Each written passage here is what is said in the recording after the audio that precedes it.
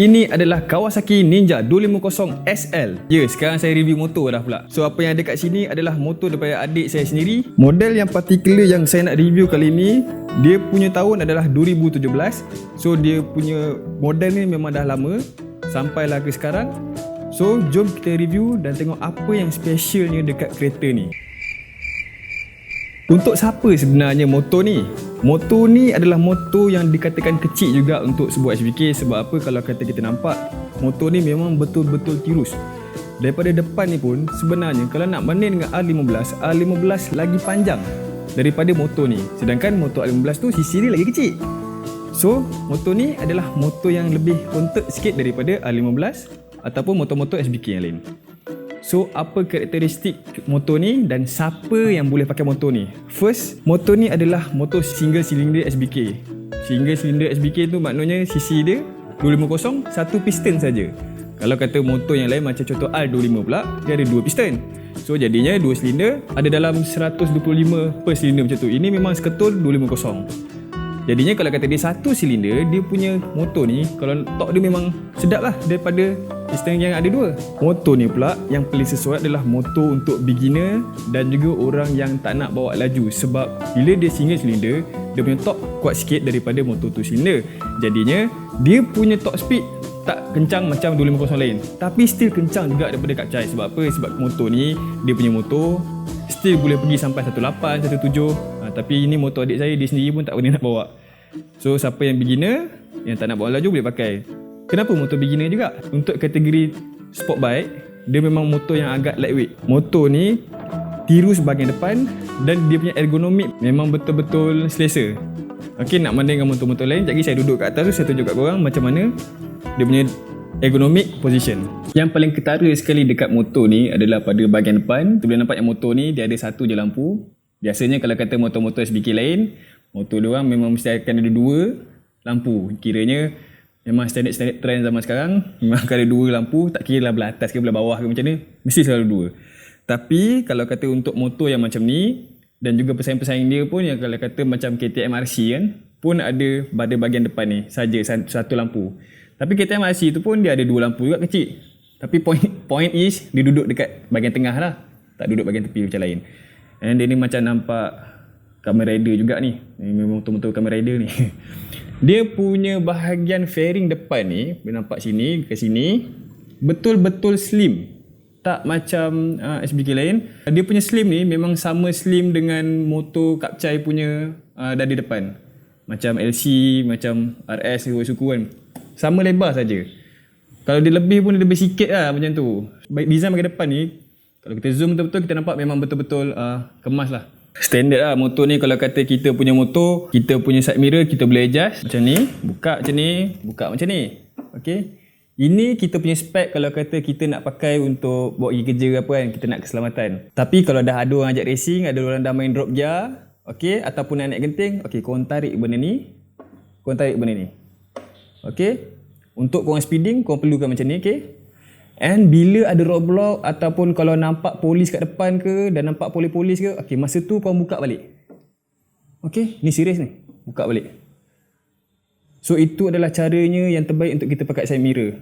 Mampus aku kalau polis tengok video ni. Ini pula bahagian ergonomik. Kita boleh nampak kat sini, motor ni nak dibandingkan dengan SBK lain, dia punya riding position agak selesa untuk sebuah SBK. Kalau nak kata motor-motor yang lain, macam contoh R15, bila kita bawa, memang dia punya position sangat-sangat tak selesa. Tapi ini saya nak bandingkan diri saya ketinggian 180 cm, okay? Bila saya duduk dekat atas motor ni,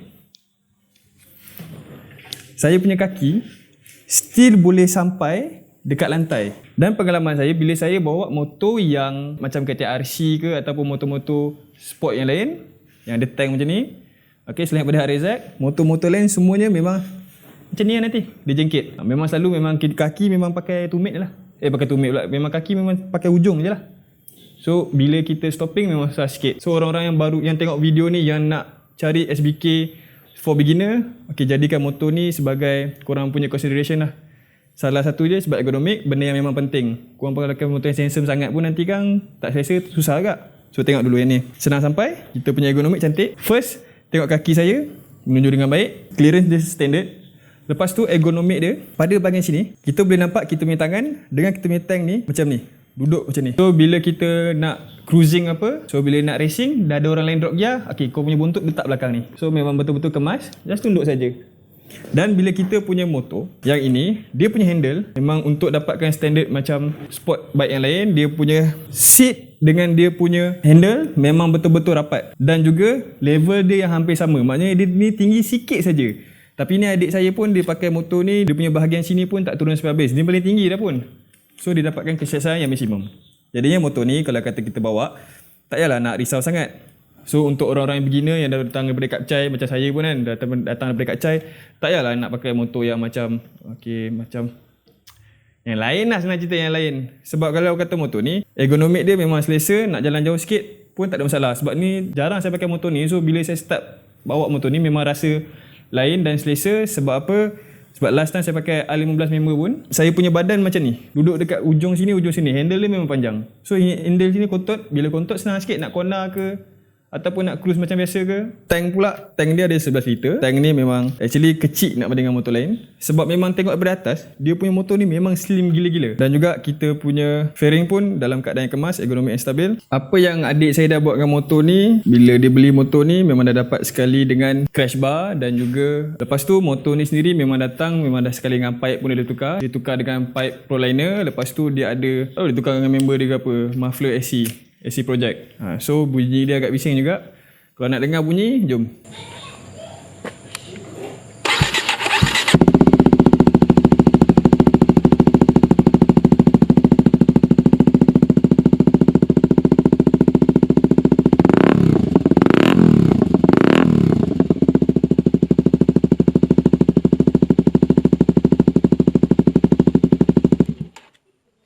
Pada bahagian belakang motor ni, kita boleh nampak dia punya design memang meniru standard SBK.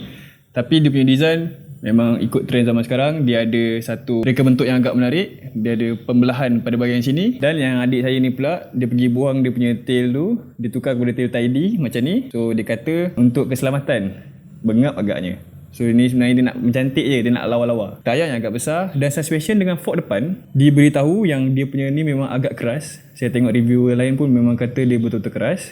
Sebab memang dah drive, dia punya riding position pun agak dah macam SBK. Sebab dia punya handle tu dengan dia punya seat tu dah dekat-dekat sama level. Jadinya dia tak boleh lah buat melendut-lendut macam motor lain untuk keselesaan. Memang dia bukan untuk selesa, tapi dia untuk bawa cruising macam tu. So kalau kata motor ni, dia punya suspension keras sikit daripada motor-motor yang lain. Tapi bila saya bawa, tak adalah macam keras mana. Dia macam RS juga. Sebab saya punya RS pun rasanya lagi keras daripada motor tu.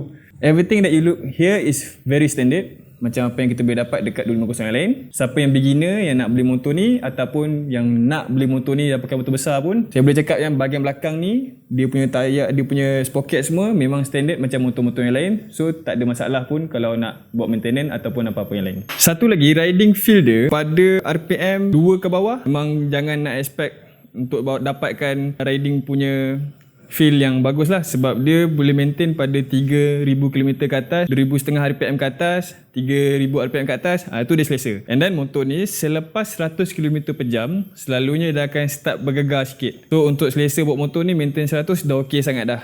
Lebih-lebih tu dia akan mula bergegar sikit. Mungkin sebab dia punya silinder satu, so dia susah sikit nak keep up dengan kita punya speed yang kita nak capai tu. Tapi dia boleh pergi memang tinggi jugalah untuk 250. Untuk motor ni, dia tak ada indikator yang menunjukkan kita punya gear pada level mana. Dia ada N saja. So kalau kata yang beli motor ni as a beginner, asyik duk ulang beginner je kan. Memang betul-betul susah sikit lah. Kena biasakan diri. So korang susah sikit nak tahu. And itu salah satu benda yang bukan beginner friendly. Saya rasa itu juga satu yang bukan beginner friendly. Sebab motor ni memang khas untuk beginner ataupun mamak rempit yang dah bini tak bagi pakai 2 stroke.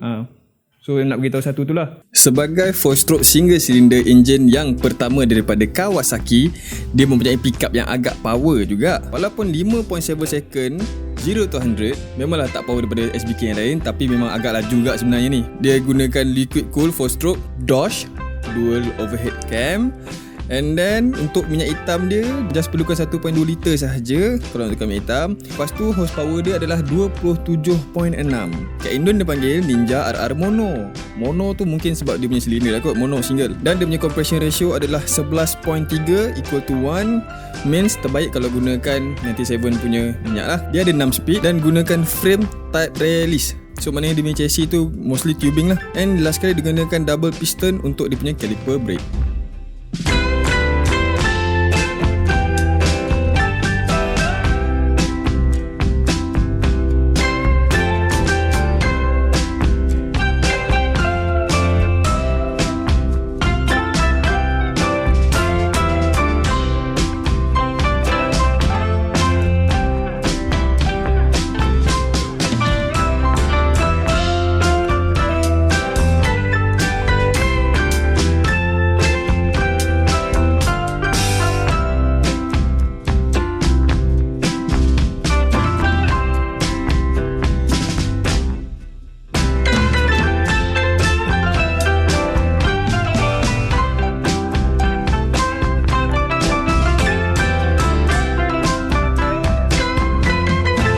So korang suka satu silinder ke ataupun dua silinder untuk motor 250? Cuba komen kat bawah.